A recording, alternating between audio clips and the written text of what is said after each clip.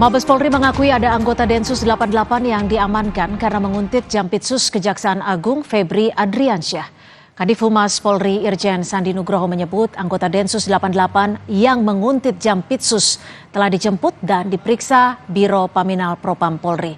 Dari hasil pemeriksaan Propam Polri menyatakan tidak ada pelanggaran etika, disiplin ataupun pelanggaran pidana yang dilakukan anggota Densus itu.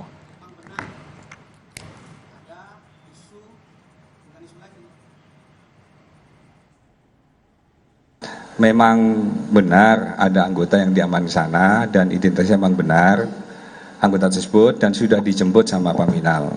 Dan dari hasil pemeriksaan di Propam, seandainya ada permasalahan pasti akan disampaikan.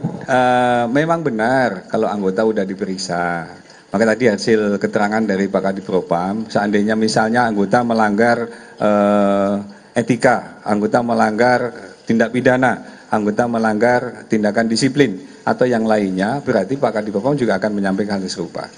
Jadi dari hasil pemeriksaannya disampaikan tidak ada masalah, maka sampai dengan hasil pemeriksaan itu selesai, kami mendapatkan informasi seperti itu.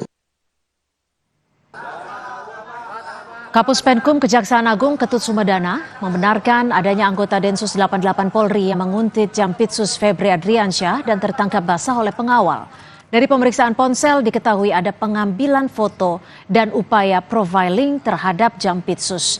Ketut bilang anggota Densus telah diserahkan ke Biro Paminal Propam Mabes Polri. Sementara persoalan penguntitan Jampitsus telah diselesaikan oleh Jaksa Agung dan Kapolri. Memang benar ini dari teman-teman Densus sehingga kita serahkan kepada Paminal Mabes Polri karena mereka di bawah Mabes Polri. Satu. Yang kedua, di kejaksaan ini penyidik sudah terbiasa menghadapi suatu ancaman dan tekanan.